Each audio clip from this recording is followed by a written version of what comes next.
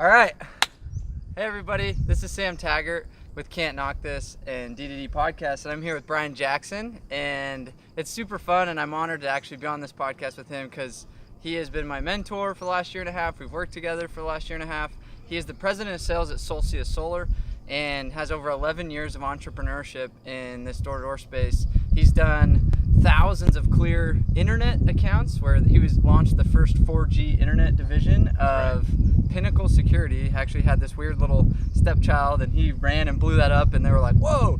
Then he actually launched the solar division of Pinnacle that nobody really knew about, and launched and blew that up, and then started a company called Invictus Solar, and then he is one of the owners of Solar, and has an amazing journey of sales and entrepreneurship. In this podcast, we're going to focus mainly on entrepreneurship and what it takes to kind of start your own thing, and the goods and the bads and the do's and the don'ts.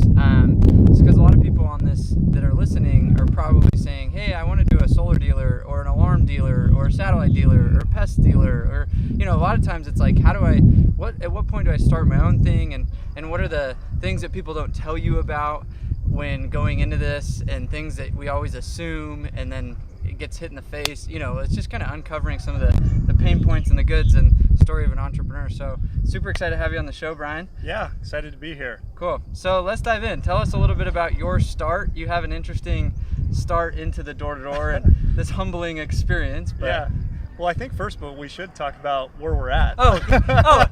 So if you're listening to this, if you're watching this, you're like, where the heck are you? Yeah, this is pretty nice. If you're listening to this, we're literally sitting on top of a mountain in the Phi Phi Islands in Thailand. Yeah, just off of Phuket. Yeah. And hear roosters crowing in the background, and there's monkeys all around us. Yeah, literally. I'm hoping that monkey doesn't come and steal our camera mid-podcast. So if it does, if you're like listening to this and then there's some jumble, it's probably because a monkey took it. So yeah. And being here, we're here because every year now Solstice does a service trip where we'll go to a different part of the world, and we'll try to do some kind of service for the local people. And this year we served the Hmong people here in Thailand, which was it was incredible. Yeah. I mean, just being able to be with them and help them and farming and doing some work. We built a parking lot at one house, then we went and served at a school.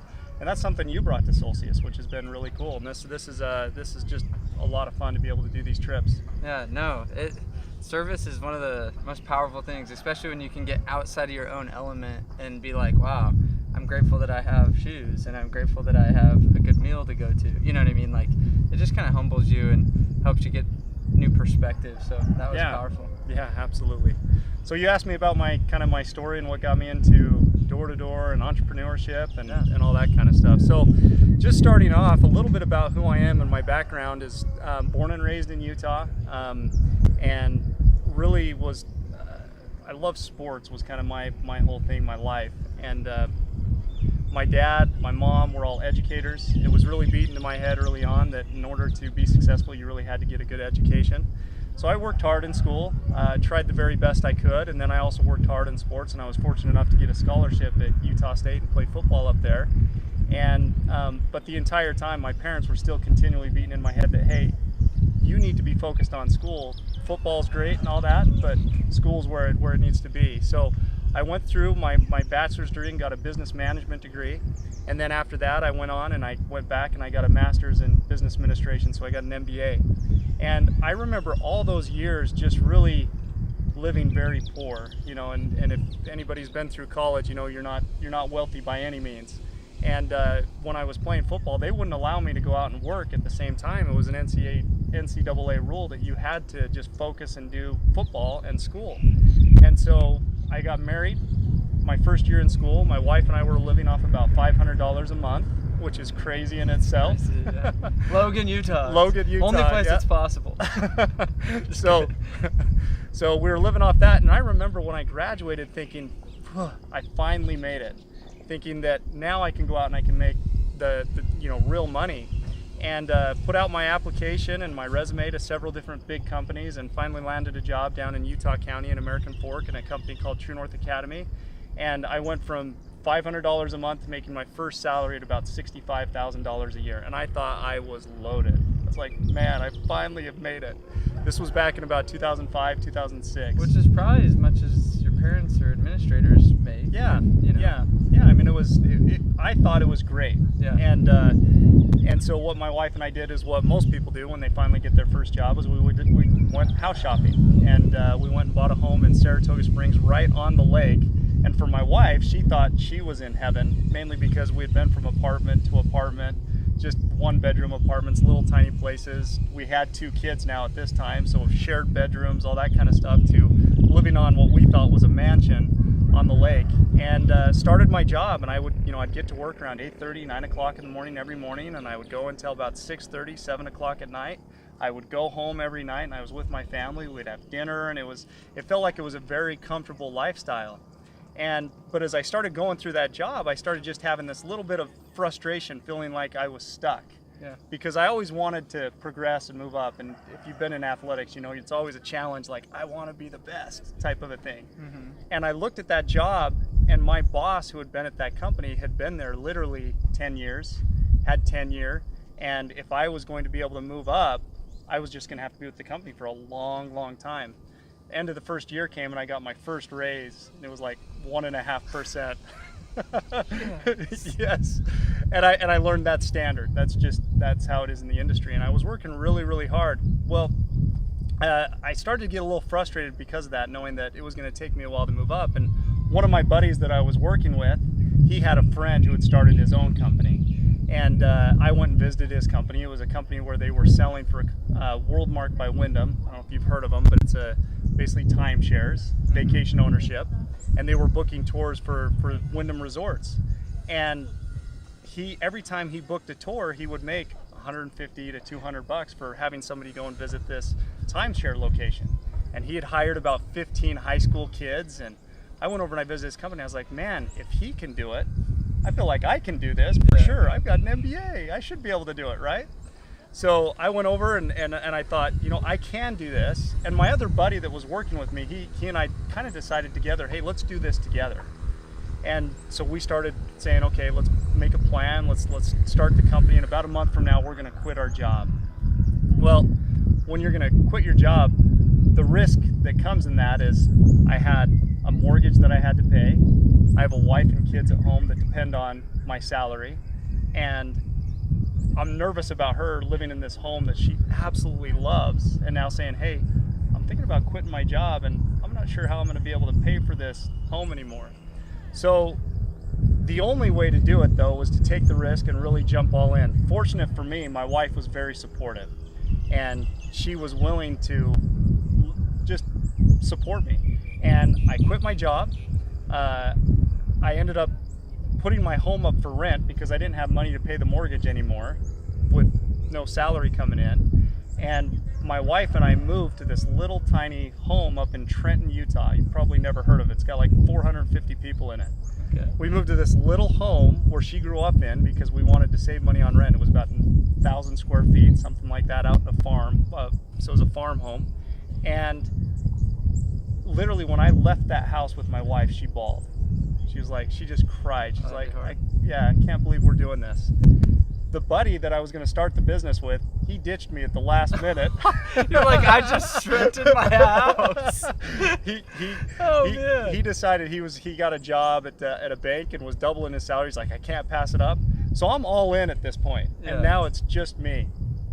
What I didn't tell you is I had only about $5,000 in savings that I'd been saving over the past year and a half working that job. So I had very, very little money. So we moved up to this farm home just to save money on rent. And I went, and the first thing I did is I depleted my savings by going and getting a small office. And I set up a phone system, and I started putting out ads to hire people really from Utah State University because I was up near the Logan area. And the response was amazing. I hired almost 40 people overnight. You're like, how do I pay these people? Nothing to pay them with, right? Because I have $5,000 in my name, and I've depleted all that in my savings. Okay. So then I said, I really got to save money, and I don't have gas to drive into work every day. So I had this little old bike.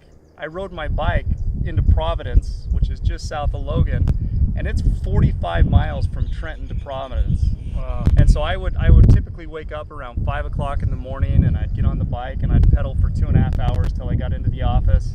And then I think one of the myths, and I was telling you about this, that most entrepreneurs believe is that when you become your own boss, in a way you can make your own decisions and maybe life gets a little bit easier. It's just the opposite.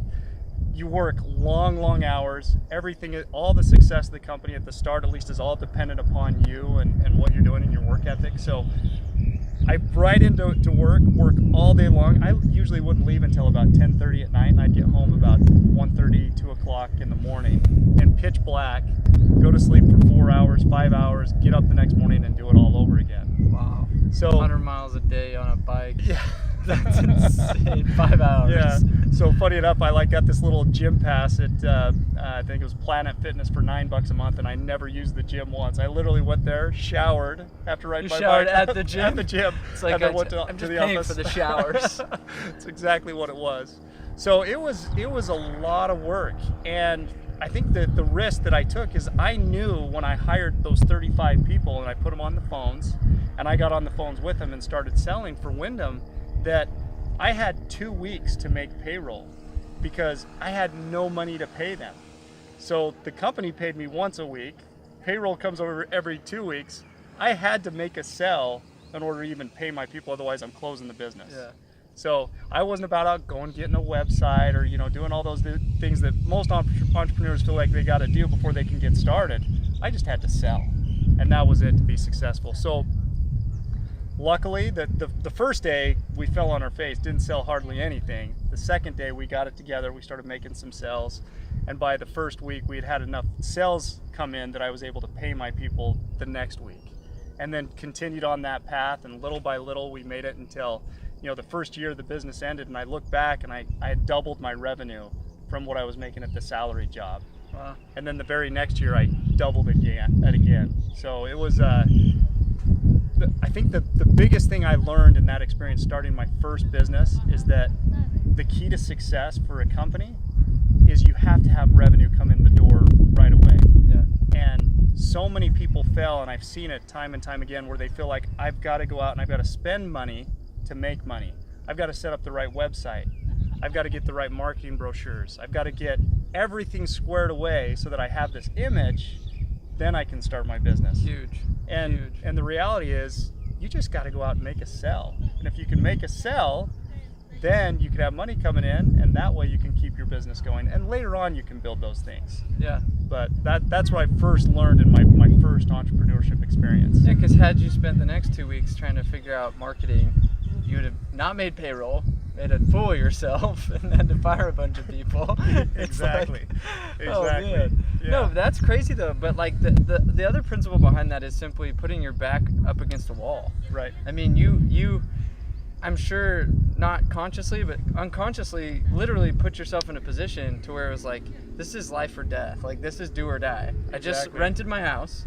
I just, convinced my wife to move into a little teeny place. I'm riding my bike. I've got people I need to pay. I have no money in my bank account. I have to win. I have to make you it work. burnt the boats. Like, that is entrepreneurship. That's the journey. And, since then you've made multiple of those moves. Yeah. Even the story of Solstice, the story of Invictus. Like for those that are listening to this, tell us a little bit about when you went from Pinnacle Solar to Invictus and that whole Yeah. little transition. What was going through your head? Well, I think that the first thing, even to get to that transition, is another thing that entrepreneurs and people who are business owners will go through. So that business that I started, it was called Cash Marketing Alliance, and where we were selling for Wyndham. After 2 years of running it, where I doubled my revenue and doubled again, that led to 2008. And if you remember, that was when the big credit crunch Yeah. and the financial crisis happened. And I get a phone call out overnight, and Wyndham tells me, hey, we're closing down 98% of our offices that you're booking tours to. Wow. I mean, can you imagine if you're a Vivint or a Legacy or one of these companies that are out there, and all of a sudden Sunrun comes to Legacy and says, hey, Legacy, sorry, we're closing down 98 of the offices that you have. Now you have 2 to choose from. That's very challenging Yeah. for a company. And so what entrepreneurs can do is they can either moan and, oh, what do do I do? Or you can adjust, you can shift and make it work. So I had to make an adjustment. I remember being nervous. I was at dinner with my wife, and all of a sudden just this feeling popped into my head. Called John Frampton. John Frampton was a friend that I'd grown up with, and he was at Pinnacle Security. That's funny. You guys are both speaking at Door to Door Con. That full circle. Like. Well, we grew up literally just a block away from each other. So know him Davis very County. well. They pump out some studs. That's right. Viewmont High, baby. Anyway, so I just had that feeling. Just call John, because I knew he was at Pinnacle. He had just gone from Platinum to Pinnacle, and I had all these sales guys that were very good, and I'd actually started a door-to-door program for my company as well. It just wasn't all over the phone. And I said, John, I've got a lot of sales guys. I really am looking for a home because of what has happened with Wyndham. And he's like, yeah, bring them to Pinnacle. And now I understand the game a little more. He's like, didn't even understand. Are you serious? Yeah, let's get them down there. Can I take them all to lunch? I'll buy them all dinner. Yeah. Didn't understand that game. So I was very grateful that there was a company willing to help me out and help all these guys that I had really spent a lot of time with. So I go down to Pinnacle, and all of those guys went into security. And then Pinnacle came to me, and they're like, geez, you really know how to recruit locals and recruit a team. We want to start a new division of our company that we're going to sell this new internet product. It's 4G internet. It was the first time it was coming out. Nobody had heard of it. I was like, I'd heard of it. It was called WiMAX at the time, and I thought, yes, let's do this. So I became the vice president of Pinnacle's new launch division that most of the Pinnacle regionals, VPs knew nothing about. It was kind of the side project. It sounds fancy, but literally what it meant is Go try new things. Go try new things. Yeah. On your own with no support. That's exactly what it was. But I think they knew I was an entrepreneur, and so that was my skill set. So what they asked me to do was to move to Portland, Oregon and I took my wife up there. First I went up for a month by myself, and then I took my wife and my kids. Now we have 3 kids at this time, up to Portland, Oregon, and I just started putting out ads and hiring locals. I tried to find a little office that I could work out of and an admin that I could work with, and little by little we grew the Clear division. That was really my first, I'd say, my experience with door-to-door after a Mormon mission and knocking doors. And I can remember going out and knocking, Sam, and I was scared to death. I was confident that I could do it, but I was out knocking and I just fell on my face, like just horribly. I love it. I was probably, the first 2 days of no, and people would always say to me, like, you were so nice, you're kind. You were just a good presenter. You were just a cuddly, like, I love it. But no, we're not interested, right? Yeah, like, that's fine. Yeah. I can see you. You're just like, oh, I'm sorry to bug you. You're too nice. I love it. That's pretty much what it was. Well, so I'm 2 days into this, and I had another guy that I was training, because I'm the man. Yeah, I'm the you're boss. the new guy too. I'm the new we're guy. both new at this. What do you think? Maybe you try. So again, just courage. Let's go. I said, I'm going to train you. I'm going to show you how to go out and knock. And he's shadowing me. And I knock a door, and I just completely fell on my pitch. It was so bad. And the guy, happened to be a gamer. This is 4G internet. He's like, well, if it's fast internet, I'm probably interested. Come on in. I was like, whoa, I just got in the house. And it ended up being a pretty easy sell. Lay down. It was a lay down sell. It was my first sell, and immediately what switched in me is that I can actually do this. This is something that can work. And what changed is then I went out and I started knocking, and I started saying in the back of my mind, just assume the sell. And rather than always, and I was still extremely kind and nice, but I just assumed that the homeowner was going to go to the next step, right? And you know these principles. Yeah. And what it did is took all the vocabulary out of my mind, all the bad things that we say as salesmen. The no words, yeah. The no words, like it's going to be okay, don't, and all that kind of stuff, and assume the sell. And I was able to start just selling almost every home that I went to from that point on, and I became the #1 salesman of that office as the leader and the VP and the manager. And then it was just duplicate myself from one office to the next. We ended up launching 15 offices in about a year and a half and sold 45,000 customers for Pinnacle. That's insane. Like with Clear. That's a lot of people can't even comprehend how many accounts that is in a year and a half. Your first year and you being on your own little island, and it's like, oh, we're doing the security thing over here, but good luck. And then all of a sudden they probably look at the books and they're like, wait a minute. Yeah. This guy, wait, where did he come from?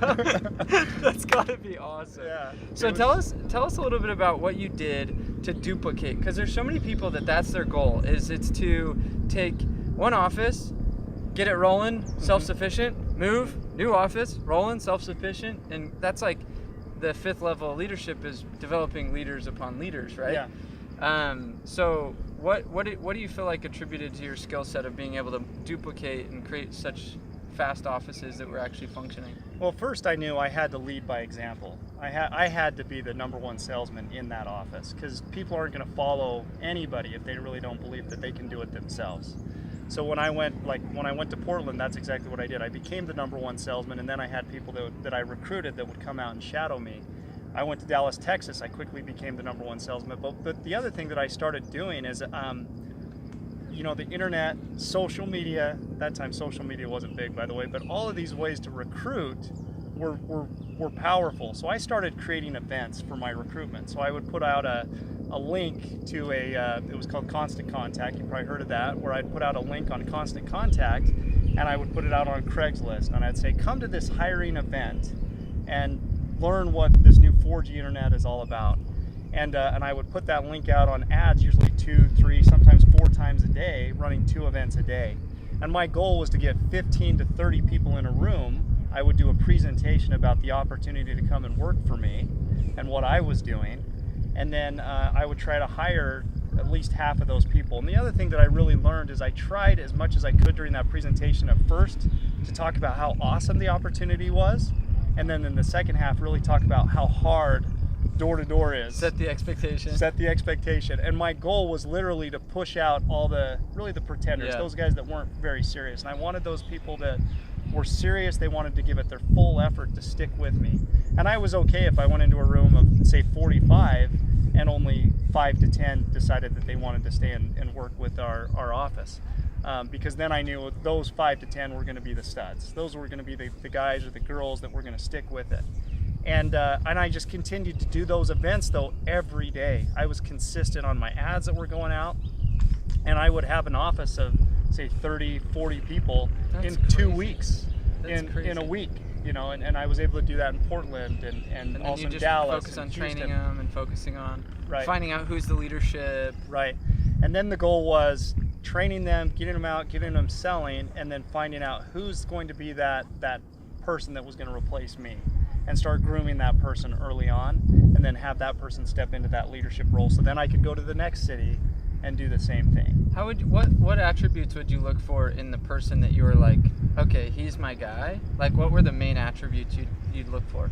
Well, number one, who's selling the most accounts is the first and easiest one, because again, you got to follow somebody who actually knows how to do it. But that's not what it entirely is. It is also somebody who knows how to work well with other people, good communication skills, somebody who knows how to recruit, somebody who's motivating, those kinds of things. Really, I look for somebody who had done and could do what I've done, which is go start an office and go start something from scratch and continue to run it.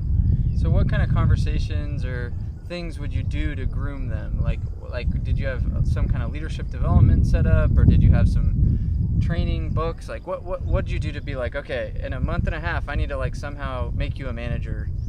Let's go. Yeah. Like, how'd you do that? So my best conversations were always on the doors. That meant that when I was out knocking, I always had that leader, and that leader would come there with me, and he would be right there by my side. And we would spend hours and hours together. I'd be talking, grooming that person, making sure that he was getting all the skill set that I had. And then when we were going in and we were selling, teaching him how to do that. But then also training him along on that time on the doors. How do you recruit? How do you motivate people? How do you run a correlation meeting? All of those things. So looks like we got some a little bit of an interruption going on. We can just keep going. Okay. So yeah. Hey, we're just filming. Sorry. Pause. What time is it? You're 24. 24 minutes. I can edit that. That way I just remember. Okay. Okay. So let's kind of shift gears. So you did the clear division of Pinnacle. You did, then all of a sudden you did solar. So same kind of thing. Hey, we're going to try this solar thing. We hear it's hot. Yep. A lot of people, you're like, for those listening to this that are in solar, I think Bryan, he is one of the oldest I've seen in solar. 2009. 2009. Yep. So if you're watching this and you started before 2009, comment and make me a liar, please. But so many people are like Vivint, and so many people are like, I don't know. It's so funny, but it's like, man, I lived in Fresno in high school, and I remember solar back then, and this was back in 2009. Yep. Yeah, it's like, this is when I was in like high school. I graduated in 08, but I was there, you know. Yeah. But it was a thing, and people don't realize that. They think like Vivint was the first to do door-to-door solar, but No. so you decide with Pinnacle, they actually kind of beat them to the punch, and you go out and tell us kind of how this just started, and then I think to be fair, I think the first person that I had heard of in kind of the door-to-door industry that got into solar was Tyson Peschke. And I think he had worked with Sunrun before he went and helped launch Vivint Solar. It ended up being like a year and a half or 2 years later. But Pinnacle had heard about it, that it was getting big and or could be big.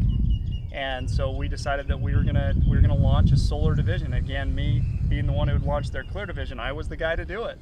And so we partnered with a company called Sunrun at that time, and I took literally 15 of my best guys from Clear, and we went down to Southern California and partnered with Sunrun to start solar with Pinnacle. And people will laugh at this, being in if you're a solar dealer or whatever you're doing, that we were making about 30 cents a watt, and we thought that was great. As a dealership, like the whole program. As a dealership for Sunrun, 30 cents a watt, and we were selling at $6 a watt. So we were. So we shouldn't feel bad if we're selling it at $4.50 or something now. Yeah. They're still getting a better deal. Yeah, but and again, it was brand new. They really hadn't done door-to-door solar sales, and it was just go and figure out a pitch. So those guys and we went down, and again, I knew if we're going to be successful, I had to be the #1 salesman. Which I ended up, I think we've talked about. I've sold over 1,000 solar accounts. It's insane. Doing that, but I went out and just started pounding the doors, and we really set it up as a setter-closer model, but you were setting appointments for yourself. So I'd go out and knock the door, gain the interest of the homeowner, and set an appointment that I could come back at a later time and end up going and closing them on a solar account. And in about 5 months' time, those 15 guys and I, with another leader, we sold about 700 solar accounts. We crushed it. We had some challenges. I think, part of those challenges were that the industry in itself was evolving at that time. It was brand new. So like a site survey, for instance, these terms, but a site survey took 2.5 weeks from the time we had somebody sign the paperwork. And it was paperwork. Nothing was electronic, by the way. To check credit, we filled out a paper application, and we submitted it into Sunrun, and we'd find out usually about 3 to 4 days later if they passed credit or not. That's crazy. So the people that complain about operations now, you're kind of like, come on, guys. Yeah. Remember when I had it? Yeah. That's funny. So and then the average install timeline was about 6 months for them to get installed, sometimes 7 months, and it was about a year after they signed up that they actually had their system turned on. That was kind of the timelines that we worked through. So as you can imagine, we had some attrition, we had some cancellations. I remember getting phone calls from angry customers saying, "Hey, it's been 4 months, and what's going on with my account?" And we would call up and to try to figure out what's going on, and they would say something to the effect of, "Hey, we canceled that account because we reached out to do a site survey and the homeowner didn't call us back." You're like, call again, you idiot. Or we called out to try to inform them about their permit, and we needed this signature, and they never let us know, so we just canceled the account. That's crazy. But, so it was a brand new industry. We worked like crazy, but again, when you come up against those times where things aren't going exactly right as an entrepreneur, you can either throw in the towel, call it quits, or you can evolve. And so that's where Invictus really started from. My first solar gig is that we saw that there was nobody out there that could really do it, fulfill at the level that we needed this fulfilled at, and we were partnered with the largest installation companies in the country, companies like REC Solar and Peterson Dean, and we decided ultimately if we were going to make this successful on the level that salesmen are used to coming from Utah, we had to do the fulfillment ourselves. And so we started Invictus, and then later that moved into Solstice, in which I'm the president now today. Cool. So let's talk a little bit about the do's and the don'ts of entrepreneurship, because now Solstice is probably valued at what, 100, 200 million? I don't know. Yeah. Over. Yeah, I mean, we're it's like a doing very well. Yeah, it's like multi-million-dollar company, and I mean they do. What do we do? Like 250 installs a month, 300 installs a month. Yeah.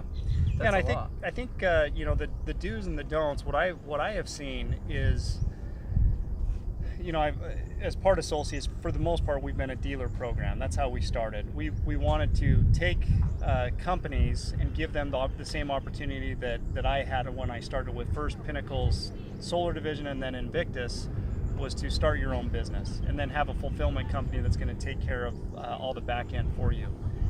And I've seen dealers come in that have been successful, and then I've seen dealers that have failed. Usually the ones that are successful are, you know, they maybe start with 1 or 2 guys, and those 2 individuals quickly get out on the doors and they start selling. Yeah, because a lot of people, like, they start their own dealership and so, I can just go hire a bunch of people and sit back and make money. Yep. It's like, no. You first, to be the leader, people want to follow somebody who knows what they're talking about and knows what they're doing. And so if they'll go out and they'll start selling and they'll start bringing accounts in and start bringing revenue in and then slowly hiring, that's where I've seen that dealers have become the most successful. Most of them that fall on their face, they say, okay, what's my company name going to be? Because I got to build up a brand so people know who I am. So they go out and they think for a while and they come up with a really catchy, cool company name. oh, I've seen some cool ones. And then they're like, okay, now I got to create my website. So then they spend the next 3 months creating their website or whatever it is. Now I've got to create these brochures. Then I start hiring people, and then I'm just going to go ask them to go and sell. Sam, I've literally seen dealers spend 6 to 8 months trying to build up a brand before selling one account, and by the time they're that far along the path, like, oh, this just isn't working for me. it doesn't work. They're out of money, right? And you can't make a living if you're not having revenue come in. Whereas we've had dealers for our company that are doing millions and millions and millions of dollars in revenue.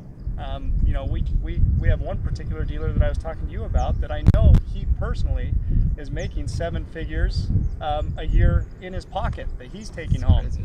And the way that he did that is he started with 2 guys, and he went out and he started selling and then started recruiting, and first him being the leader and bringing in that revenue for the company, and now he's doing where he personally is just one dealership is doing, you know, 200 to 300 accounts a month every month, just him, which is amazing. Yeah, it's crazy. You know? So what do you think that if you were to say new person starting their own business in door-to-door sales, what other advice other than just like getting out there and creating revenue, like what are some of the things that you find also help, like some other points?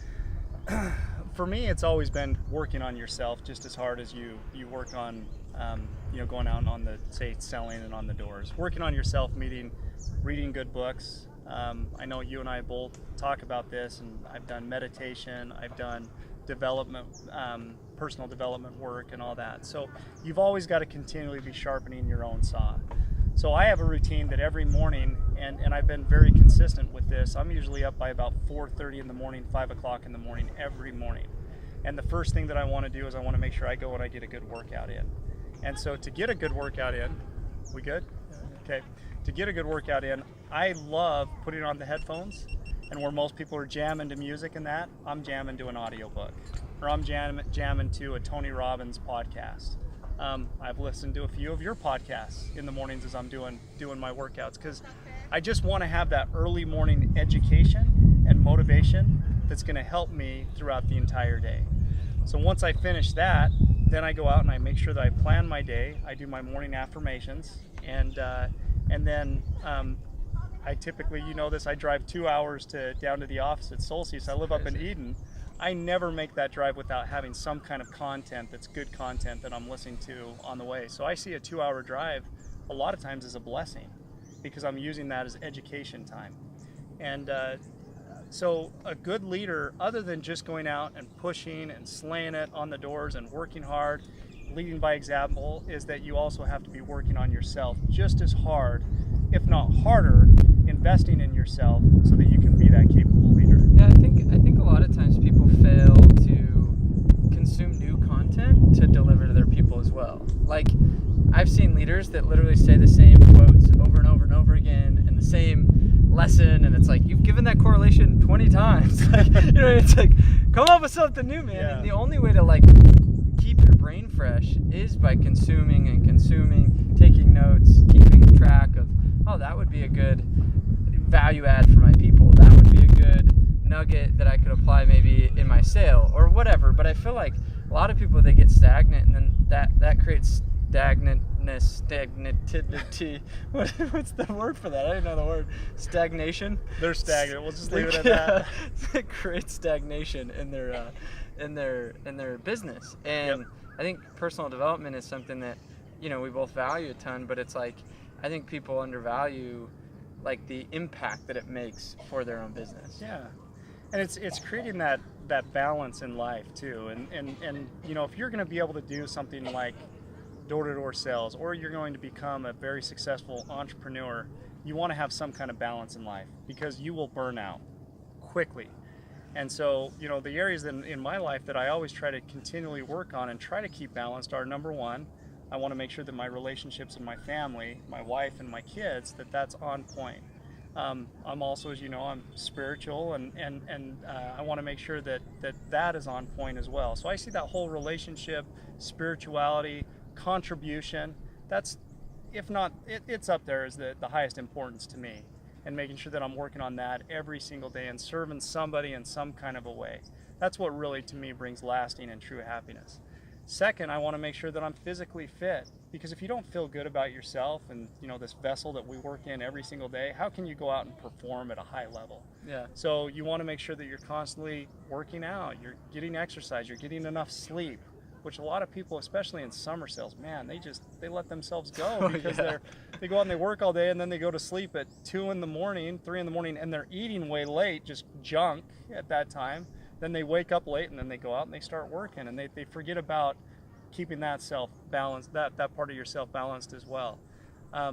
So relationships, physical fitness has to be on point. Then we just talked about personal development and always keeping your mind sharp, you know, reading good books, listening to good content, listening to podcasts, whatever it is that works for you. That's why I try to incorporate that into my life every single day as much as I possibly can. And then I also want to take time and meditate, you know, calm the brain, slow down a little bit. You've gotten big into that, and I know you do that, how much that's helped you. Yeah. And that's also helped me in my life too. Who are the guys that you really like following in the meditation piece? You know, my very first guru, I guess if you want to call it, was Wayne Dyer. He's now passed away, but I really truly believe that Solstice is here today because of the content that I listened to with Wayne Dyer. It just happened to be at that time when I was out selling solar and struggling through those sunrun days.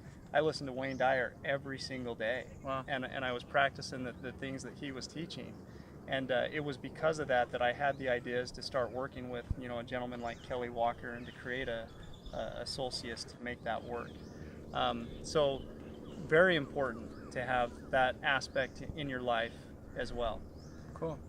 So we've kind of got to wrap up. I've loved this time. This is fun. I've been like antsy and waiting to get this podcast in.